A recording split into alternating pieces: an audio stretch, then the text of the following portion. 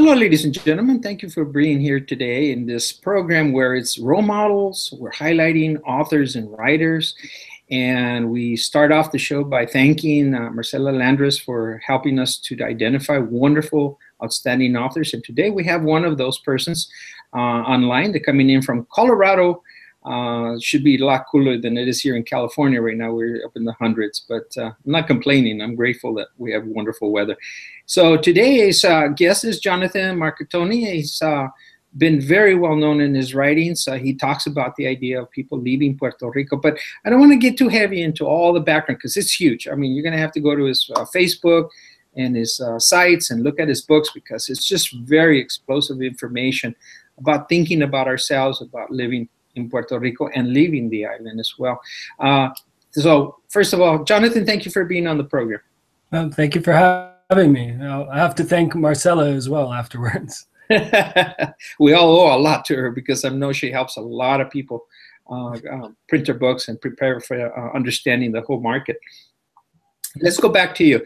Tell us where you're from. Tell us how you got to Colorado.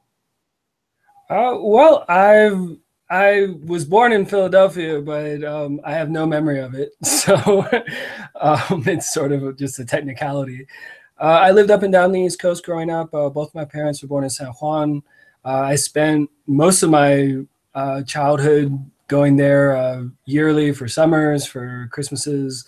But I grew up mostly in the Southeast, though. And I call Tampa my home because that was where I got my bachelor's degree, which was in Spanish studies, and also where I met my wife and became a father. So that's the life I live now. So that's so when people ask me where I'm from, I say Tampa usually. How'd you end up in Colorado? Well, I did a brief stint in the military. Kind of had some economic problems after I got out of college, and I fixed medical equipment. It was about as far flung from my interests as you could be. But it allowed me a lot of things. It allowed me to get the house I currently live in, and also allowed me to write books. And while I was in the military, I co-founded I Know Publishing, signed a lot of writers, and wrote 3 of my books. Including one that's in Spanish. I'm kind of switching over into writing predominantly in Spanish now. And so now I'm out and teaching. I teach at the University of Colorado in Colorado Springs, teach English composition. And, so far, so good. That sounds wonderful. The idea is, I'd like to go back in time a little bit, and I'm always curious. Did you make a conscious decision, I want to be a writer, or did you just how did you enter that profession? Yeah, and I actually made that decision very young in life, which not a lot of people do. I grew up in the theater. I started doing acting classes and plays when I was 6 years old. And me and my friends would oftentimes write little skits and perform them and film them, like in our houses or even around town. And I found I had a real knack for it. But what made me want to be a writer was actually I didn't relate a great deal to American writers, and particularly to white American writers. But I felt a very strong connection to African American literature. And so it was reading Langston Hughes and Toni Morrison that actually made me want to be a writer. And when I saw the kind of stories they told, I was like, this is what I want to do. I want to tell these stories. So, oh, beautiful. Oh, yes. I believe I told you my 3-year-old is here with me. That's wonderful. That's wonderful. Okay, bendita. Hey, mamacita, ¿quieres jugar con eso? Yeah. Yes. No, dámelo. That's cute. They're really wonderful. Yeah, I actually, raising our kids bilingually, keeping that connection to their culture is very important to me and my wife. You want her to be a writer? Well, my oldest, I think is going to end up being a writer. She's been writing stories. She was a little kid, and she's 12 now.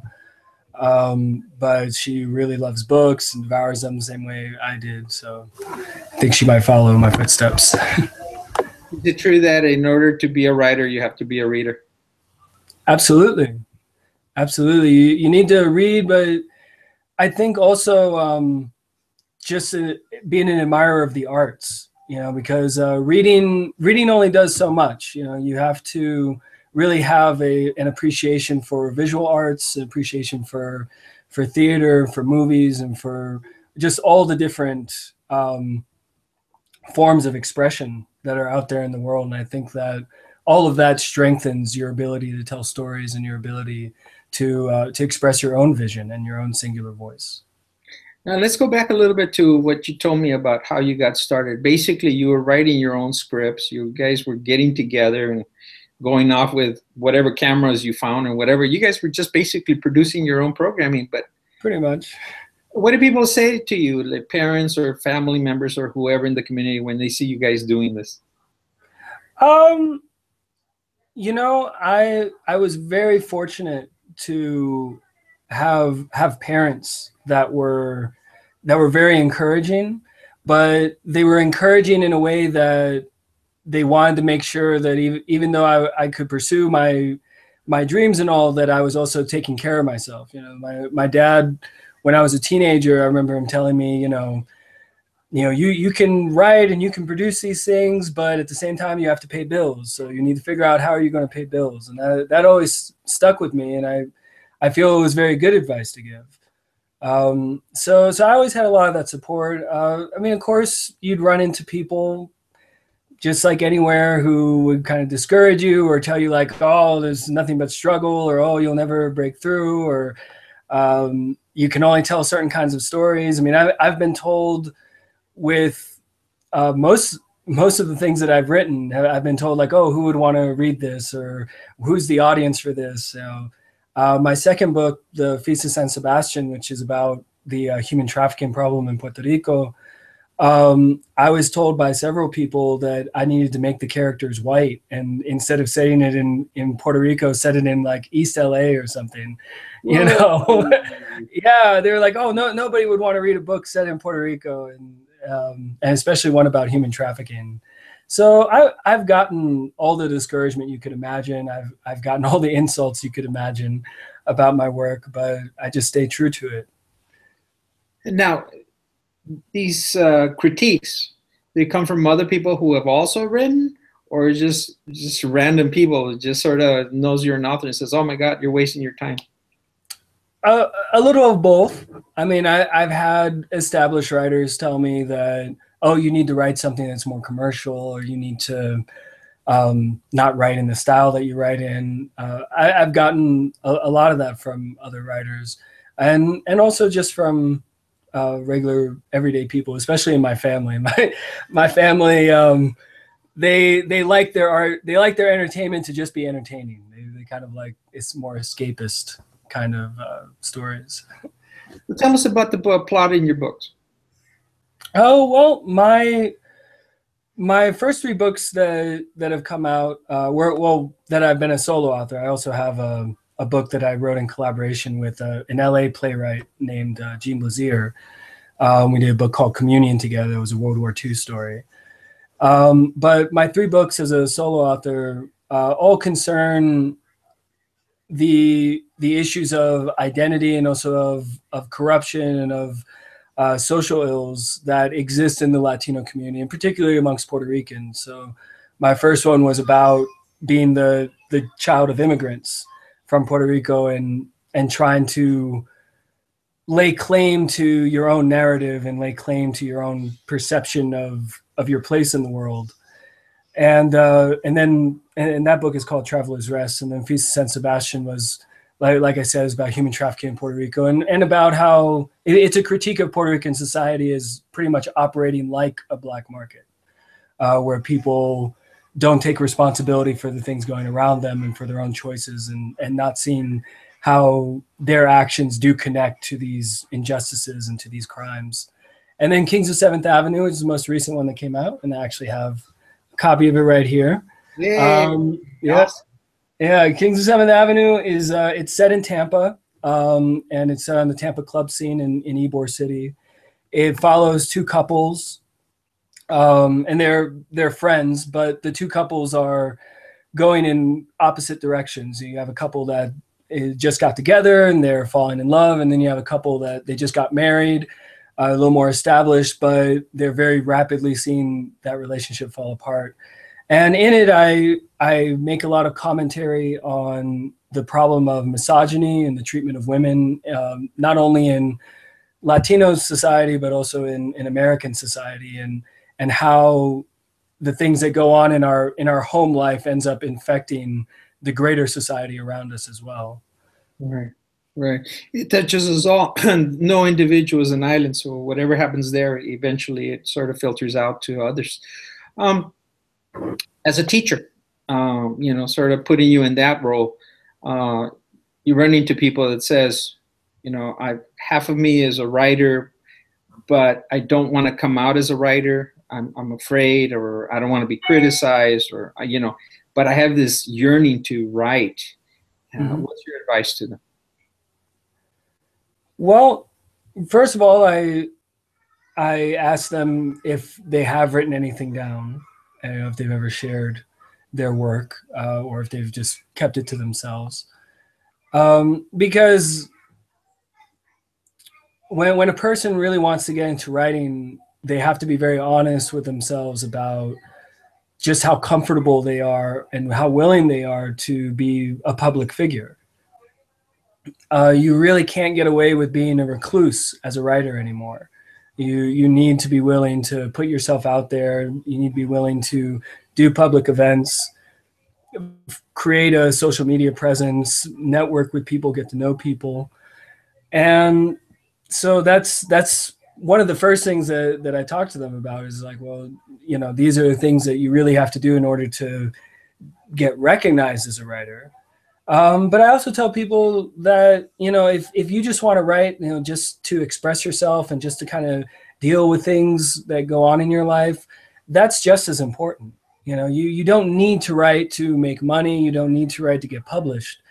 Writing, like any other art form, is about expression, and it's about piecing together all the little bits and pieces of your life that you're trying to make sense of.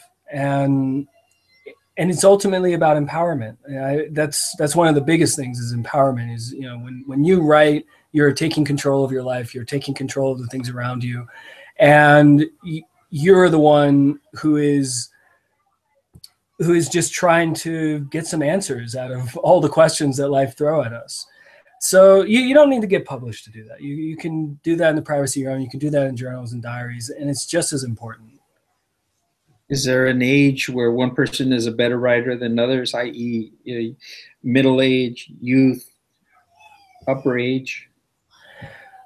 Well, I think I do believe that the knack for storytelling and being a natural storyteller, that some people are born with it and some just aren't. I think there is something to that. As to when a person finally taps into that, it really depends on the kind of writing they're wanting to do, I think. I think that younger writers, people who get started when they're younger and they learn more organically, they learn more through reading and through just trying things out.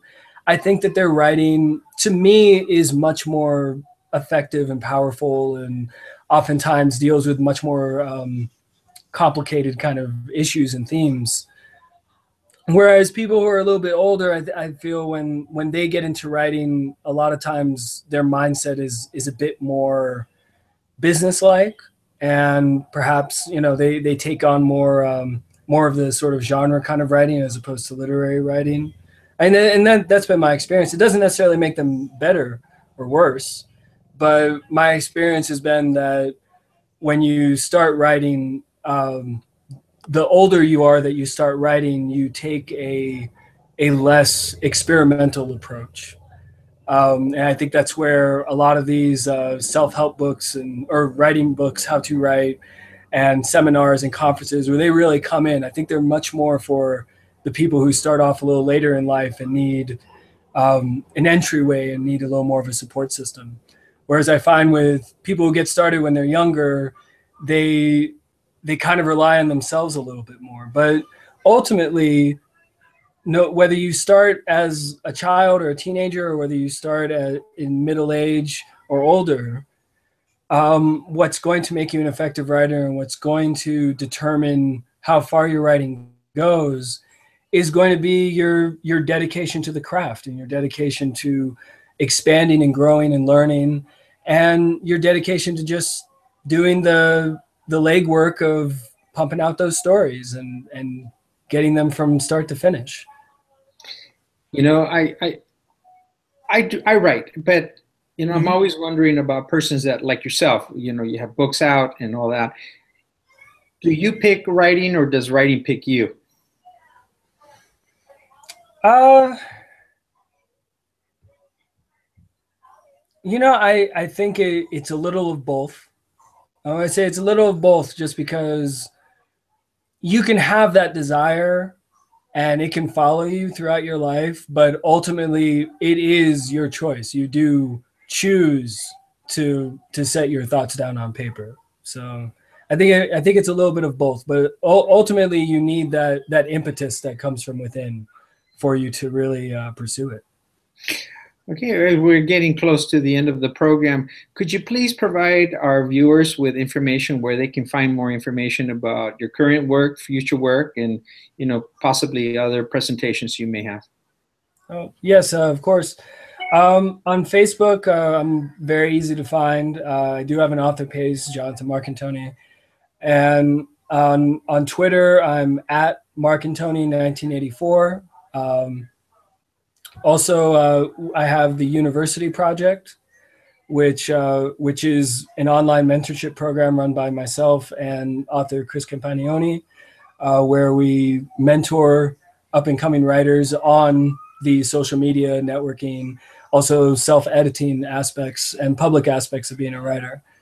That website is University Project, and university is spelled YOU. It's you as in a person. So YOU University Project 2015.com. That's our newest iteration of it. Also, I can be reached by email, Jon.Marcantoni, that's MARCANTONI @gmail. Okay, you have a lot of sources, and I want to thank you for that. And as we're coming to a close, any final thoughts, closing statements?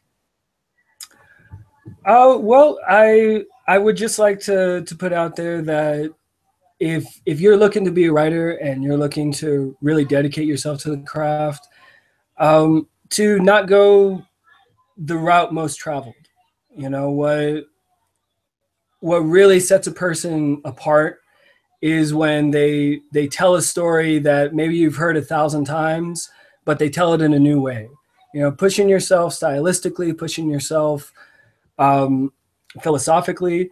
That is where great stories are found. You know, it's in challenging oneself as an artist. It's not in complacency, and it's not in doing things in a very foursquare, typical manner. So, in the short way of looking at that is another thing my father told me, you know, which is it's not what the story is about, it's how it's about it. And so if you're looking to being a writer, and even for people who've been writing a long time, you know, don't just tell the same old story. You know, no story is absolutely new, of course, but try to find something that's distinct. Try to find a new way of looking at your characters, a new way of entering into a certain type of story, and that's where you'll find your gold. In many ways, now I'm learning that if I pick up somebody's book, I'm actually looking inside their minds. Mm-hmm. Yeah, That's and we all have our unique perspective, and that really needs to be evident. wow. Could you please hold up your book again, please? Yeah, I have absolutely. an image of you and your book together. There you go. Wow, that's awesome. Fantastic. Well, I wish you continued success in your writing. Thank you for your inspirational advice for anyone like you said, if you have a need to write, write. It's not an issue whether will you be published or not. Just get it out of your mindset and share it with the world, and let us decide what's good or bad. But live with that idea that it's important to share. Am I picking all this up correctly?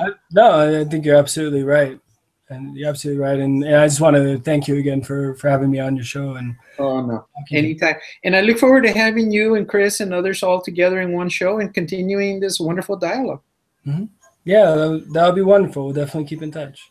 All right, ladies and gentlemen, we're completing our interview with Jonathan Marcantoni, who is writing about the issues in Puerto Rico, but actually much more than that. It's talking about the human condition. And there's a lot of little things I learned in there. I just wrote notes all over the place. Jonathan, thank you for being on our program, and I look forward to having you again. No, thank you. Have a good day. Same here. Ladies and gentlemen, I'm Armando F. Sanchez. I've been your host today. Please, you can feel free to contact me at lsacnational@hotmail.com. And please visit his websites. And Jonathan, could you quickly just give us another couple of websites that you have in mind, again, that our viewers can visit, please?